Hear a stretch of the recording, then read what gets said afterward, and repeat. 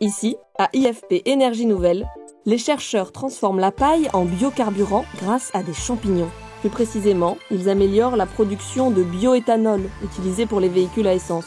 Le point de départ de ce biocarburant dit de deuxième génération, des déchets ou de la matière agricole non alimentaire. On peut utiliser de la paille qui sera ensuite pré-traitée par un traitement thermomécanique qui consiste à un chauffage et un broyage. Cette biomasse sera ensuite mise en contact avec du cocktail enzymatique. Alors un cocktail enzymatique, ça va être une solution qui va contenir les enzymes produites par un champignon qu'on étudie ici, qui s'appelle Trichoderma raceyi. Au cours de cette étape d'hydrolyse, les fibres de la biomasse vont être dégradées et produire des molécules de glucose qui peuvent ensuite servir à une fermentation par des levures et qui vont servir à produire du bioéthanol. Dans ce laboratoire, les chercheurs améliorent notamment l'étape d'hydrolyse. Ils modifient génétiquement le champignon, Trichoderma raceyi, pour optimiser sa production d'enzymes. Une première méthode possible est la mutagénèse aléatoire. On met le champignon en présence d'un agent mutagène, par exemple les rayons ultraviolets, qui va produire des modifications au niveau de son ADN. Donc comme ça, plusieurs souches ont pu être obtenues et beaucoup plus performantes en termes de production d'enzymes.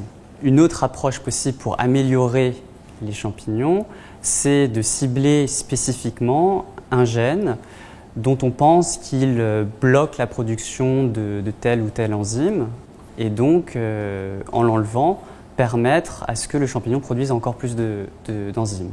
On peut aussi apporter de nouveaux gènes dans le champignon pour qu'il produise de nouvelles enzymes qui vont avoir une nouvelle activité qui va améliorer l'efficacité de dégradation de la biomasse.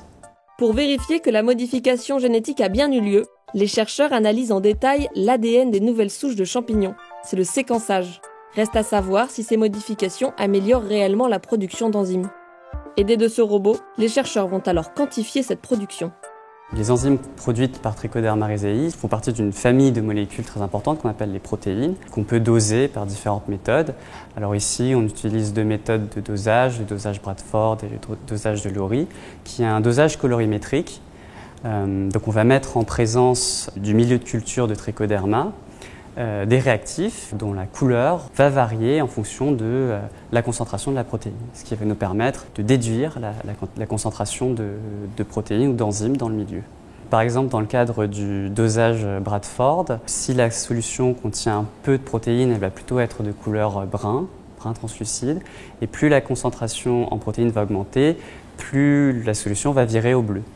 Donc comme ça, on peut comparer différentes souches ou même voir la production en temps réel si on fait des prélèvements réguliers de la production en enzymes. Au-delà de l'aspect quantitatif, les chercheurs testent aussi avec ce robot l'efficacité des enzymes sur un des composés de la paille. Enfin, la performance de la nouvelle souche s'évalue de manière plus globale avec le rendement, c'est-à-dire la quantité de bioéthanol produite à partir d'une quantité donnée de biomasse. Mais avant de réaliser tous ces tests, les chercheurs doivent cultiver le champignon.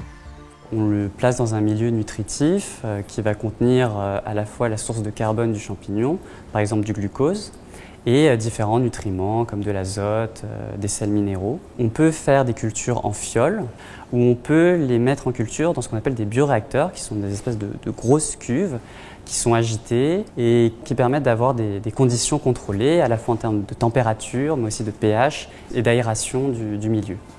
Pendant la dernière étape de production de bioéthanol, la fermentation, un autre micro-organisme entre en jeu. C'est la levure Saccharomyces cerevisiae. Elle transforme les sucres issus de l'hydrolyse en bioéthanol. Cette étape représente un autre levier d'amélioration.